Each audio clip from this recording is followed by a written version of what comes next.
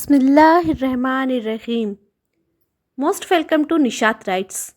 آج آپ کو بتائیں گے سورہ بقرہ کا نام سورہ بقرہ کیوں رکھا گیا، جس سے آپ کے بچوں کی بھی نالج انکریز ہو اور اسلامی دین کے بارے میں پتہ چلے۔ کیونکہ اس سورہ میں ایک بقرہ یعنی کاؤ کا واقعہ ہے، اس لیے اس کا نام سورہ بقرہ رکھا گیا۔ سورہ بقرہ قرآن پاک کی سب سے بڑی سورہ ہے۔ واقعہ یہ ہے کہ بنی اسرائیل نے ایک بچھڑے کا انجام کو دیکھ کر گائے کو سجدہ کرنا اور پوجنے سے باز آ گئے تھے۔ بنی اسرائیل میں ایک دولت مند شخص جس کا قتل ہو گیا تھا، اس کا ایک واحد وارث اس کا بھتیجا تھا۔ اس کا بھتیجا آیا اللہ کے نبی موسیٰ علیہ السلام کے پاس انصاف کے لیے۔ اس کا بھتیجا موسیٰ علیہ السلام سے کہا، مجھے اپنے چاچا کے قاتل کا انصاف چاہیے کہ میرے چاچا کو کس نے قتل کر دیا۔ معلوم کیا گیا تو پتہ چلا اس کا کوئی دشمن نہیں تھا۔ تب پھر کس نے کیا اور کیسے یہ قتل ہوا؟ رات کے اندھیرے میں موسیٰ علیہ السلام نے حکم دیا اور بنی اسرائیل کے عمادیس کو بلایا گیا اور حکم دیا گیا۔ پوری جہاں خبر ہو گئی کہ موسیٰ علیہ السلام نے بلایا ہے۔ اب بنی اسرائیل کے لوگ سمجھے اب بلایا گیا ہے تو خبر دیں گے کس نے قتل کیا ہے۔ اب تو یہاں نیا موڑ آیا۔ پتہ ہے کیا آیا نیا موڑ؟ موسیٰ علیہ السلام نے کہا ہے ایک گائے ذبح کرو۔ وہ سب حیران ہو گئے، ایک گائے ذبح کرنے کا اس واقعے سے کیا تعلق ہے؟ اگر وہ اللہ کے نبی کے حکم پر عمل کر لیتے تو یہ معاملہ بہت آسان تھا اور ساری پرابلم بھی سالو ہو جاتی، بٹ انہوں نے ایسا نہیں کیا۔ انہوں نے سوال پر سوال کرنا شروع کر دیا کہ گائے کیسی ہو، کہاں سے ہو، کس عمر کی ہو، گوری ہو یا کالی ہو، جوان ہو یا پھر بوڑھی ہو، کس طرح کی گائے ہو۔ جب اللہ کے نبی نے کہہ دیا کہ گائے ذبح کرنا ہے تب کوئی بھی گائے لے کر ذبح کر سکتے تھے، بٹ انہوں نے یہ سوال ہی کرنا شروع کر دیا۔ اس سے اور ان کی مشکل بڑھ گئی، انہوں نے اپنی مشکل اور بڑھا دی۔ اب ان کے سوال کے جو جواب آئے ان کے بیسس پر بس ایک گائے مل سکتی تھی، اور روایت بتاتی ہے کہ وہ گائے صرف ایک عورت کی ملکت تھی، مطلب وہ گائے صرف ایک عورت کی پراپرٹی تھی۔ اب ظاہر سی بات ہے یہ خبر سب کے پاس چلی گئی تھی۔ ایک گائے کی ضرورت ہے جو ایسی ہو، وہ صرف ایک عورت کے پاس ملی۔ اب تو اس عورت کے مزے، جو چیز مارکیٹ میں کم ہوتی ہے اس کی ریٹ تو بہت ہائی ہوتی ہے۔ یاد ہے کرونا ٹائم میں آکسیجن کے ریٹ کتنے ہائی ہو گئے تھے، آکسیجن مل ہی نہیں رہا تھا۔ جب جو کوئی اویلیبل نہیں ہوتا ہے اس کی ریٹ بہت ہائی ہوتی ہے۔ گائے تو صرف ایک ہی پورے گاؤں شہر میں بچی۔ اب سوچیے وہ گائے کتنی اہم ہوگی جس کے بارے میں پورے قوم بنی اسرائیل کی ڈھونڈ رہی تھی، اور ایک طرف اللہ کے نبی اور انہوں نے بتایا جس طرح کی گائے ذبح کرنی ہے، وہ گائے صرف ایک عورت کے پاس تھے۔ Just imagine. تلاش کرنے پر پتہ چلا جو نشانیاں بتائی گئی ہے وہ گائے تو صرف ایک ہی عورت کے پاس ہے۔ اب کوئی آپشن نہیں ان کے پاس۔ جب اللہ کے نبی کہہ رہے تھے کوئی بھی گائے ذبح کر لو تب مان لیتے، بٹ انہوں نے اتنا سوال کیا، وہ اپنے سوال ہی میں پھنس گئے۔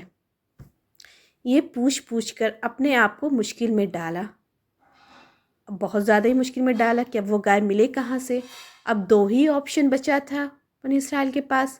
ان کے پاس یا تو گائے کو ذبح کرنے کا بغاوت کرے، منع کر دے صاف ستھرا نہیں کرنا ہے ہمیں، پوری طرح سے کافر پروف ہو جائیں، یا پھر گائے خریدیں۔ اب قدرت کو یہی منظور ہے جس کی وہ ملکت تھی وہ دولت مند ہو جائے۔ یہ بات تو عورت تک جا پہنچی تھی، یہ اب کوئی چھوٹی بات تو نہیں تھی نا، یہ ہر جگہ پھیل گئی تھی، پورے شہر پورے گاؤں سب کو معلوم تھا ایک گائے کی ضرورت ہے۔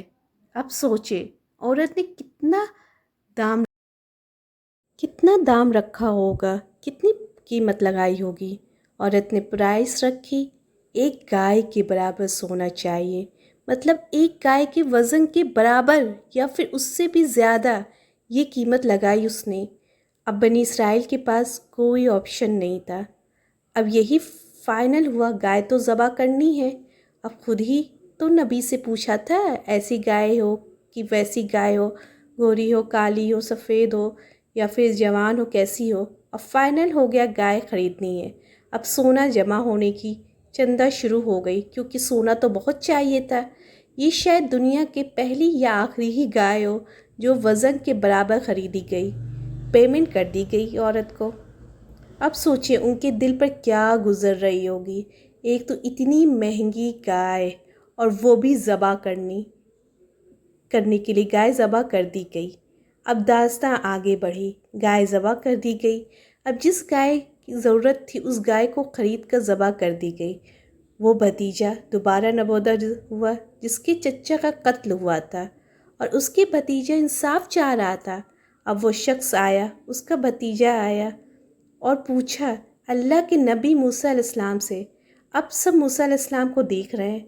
अब मूसा अलैहिस्सलाम ने फरमाया आज इंसाफ के दिन है, आज कातिल के बताया जाएगा किसने मारा, आज सबके साथ इंसाफ होगा। अब नबी ने हुक्म दिया, लाश लाई गई। वो भतीजा चच्चा की लाश को इसलिए दफन नहीं कर रहा था कि पहले उसे इंसाफ चाहिए था। आज तो इंसाफ का दिन था। अल्लाह के नबी, इस्लाम के अब्बादीन सब वहीं पे थे। किसने कत्ल किया सब जानना चाह रहे थे। लेकिन मूसा अलैहिस्सलाम ने फिर फरमाई जो गाय ज़बा है उसके गोश्त का टुकड़ा लाओ। अब सबको अजीब लग रहा था, कातिल के नाम अभी तक नहीं बताए गए और गोश्त का टुकड़ा लाने बताए, इसलिए अगला हुक्म और हैरान करने वाला था। ये जो गोश्त का टुकड़ा ज़बा किया गया है, लाश पर मारो, ये तो अजीब बात है, अजब मंजर है। सब लम्हे की मुंतज़िर थे कि आखिर कत्ल किसने किया। ये सोचकर सब हैरान हो गए। मूसा अलैहिस्सलाम का भी सब ने हुक्म माना। एक नया मंजर दिख रहा है, जब कातिल पता लगाना है, भतीजे को इंसाफ चाहिए अपने चचा के कत्ल का, बट यहाँ तो अलग ही वाक़या चल रहा है। सबसे बड़ी बात, हुक्म देने वाला अल्लाह के नबी हैं, सब मुंतज़िर हैं अब क्या होगा। मूसा अलैहिस्सलाम के कहने पर गाय को टुकड़ा लाश के जिस्म पर मार दिया गया। फिर क्या हुआ, लाखों लोगों के सामने एक नया मंजर जन्म लिया। लाश ज़िंदा हो गई। बनी इसराइल हैरान और परेशान गए, लोग परेशान हो गए। अब क्या होगा। लाश खुद उठकर खड़ी हो गई। कातिल कौन है। लाश खुद अपने कातिल का पता बता रही है। लाश बता रही है मुझे अपने सगे भतीजे ने मारा, कत्ल किया। ये सारा कुछ बहुत हैरान, उसने मुझे रात की तारीख में कत्ल किया, मेरे दौलत पर कब्ज़ा कर सके। ये सब सुनकर सब हैरान हो गए। आखिर क्या मोड़ आ गया। जो भतीजा खुद इंसाफ चाह रहा था उसी ने कत्ल किया। ये सब शोर शराबा सब इसलिए था कि उस पर इल्ज़ाम ना आए भतीजे पे। ये सारे वाक़े के बाद सूरह बकरा का नाम सूरह बकरा पड़ा। अगर आपको ये वीडियो पसंद आ रही है तो प्लीज़ लाइक एंड सब्सक्राइब ज़रूर करें और अपने फैमिली मेम्बर और दोस्तों में शेयर करें। प्लीज़ बेल आइकन को प्रेस करें ताकि आने वाले हर वीडियो आप तक पहुंच सके।